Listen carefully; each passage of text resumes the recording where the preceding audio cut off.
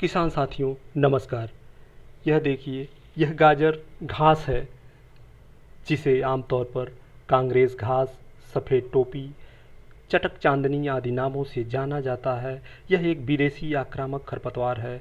यह बहुत ही खतरनाक है आपकी सेहत के लिए, आपकी फसल के लिए, आपके माहौल के लिए। यदि आप इसके विषय में नहीं जानते हैं तो यह वीडियो आपके लिए काफ़ी महत्वपूर्ण होने वाला है। यह भारत में पहली बार 1950 के दशक में प्रकाश में आया था।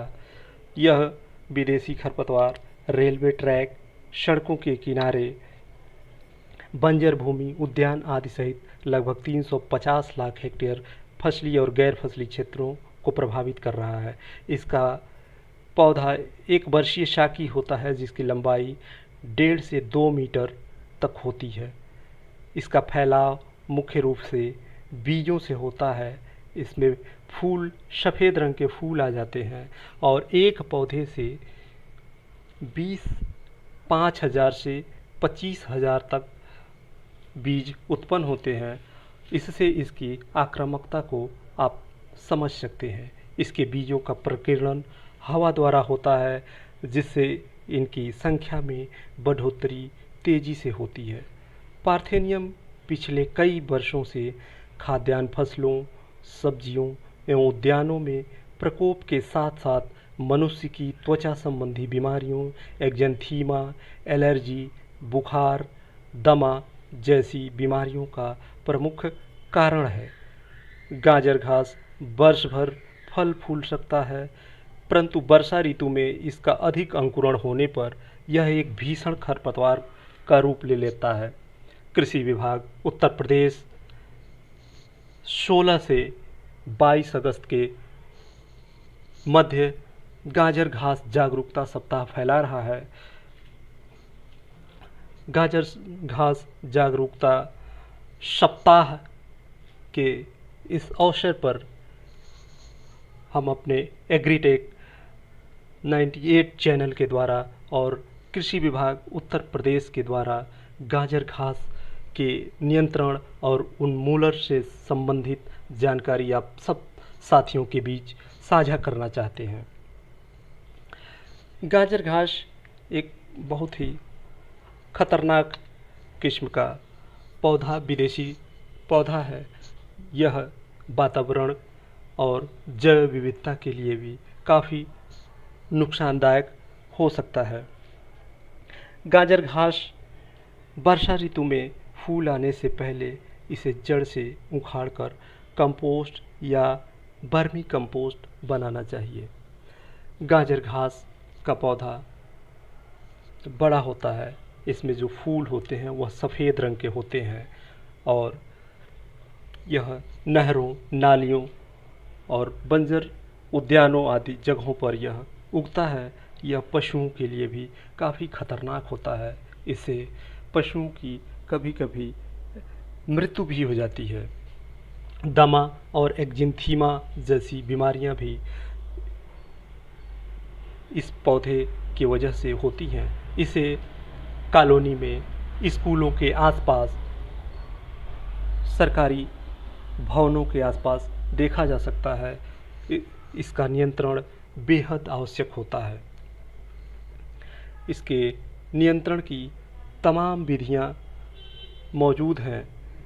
उन्हीं विधियों को अपनाकर हमें गाजर घास का उन्मूलन करना चाहिए।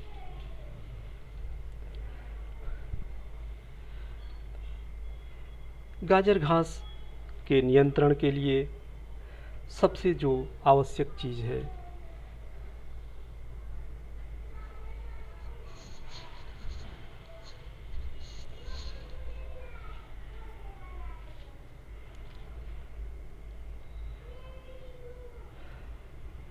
गाजर घास के नियंत्रण की विभिन्न विधियां हैं। उन विधियों में सबसे पहले हमें इसे जड़ से उखाड़कर फेंक देना चाहिए और जैविक विधि में एक जाइगोग्रामा बाइकोलोरेटा नामक एक कीट होता है जो इस फसल को खा करके ख़त्म कर देता है। आप देख सकते हैं ये जाइगोग्रामा बाइकोलोरेटा कीट है, यह इसकी पत्तियों को खा जाता है और सिर्फ इसी पौधे को यह खाता है, बाकी और किसी फसल को ये नुकसान नहीं पहुंचाता है।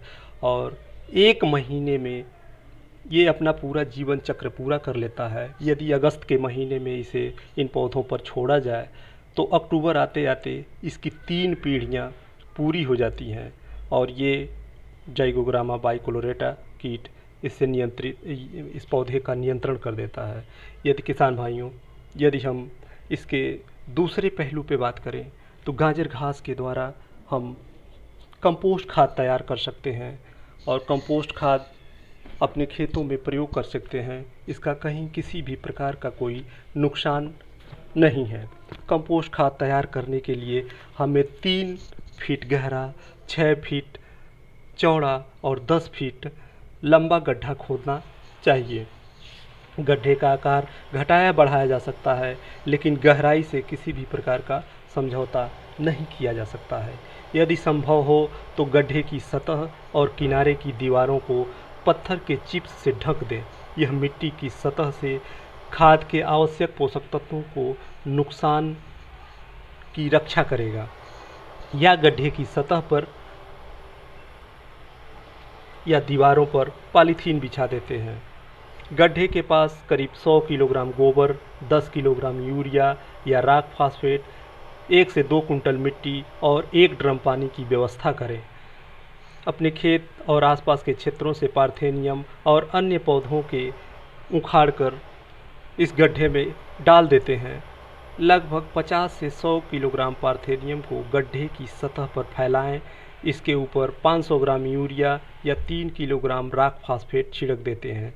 यदि संभव हो तो 50 ग्राम प्रति परत की दर से ट्राइकोडर्मा विरिडी या ट्राइकोडर्मा हार्जियानम इसके ऊपर डाल देने से यह जल्द से जल्द सड़ जाता है और अच्छे गुणवत्तापूर्ण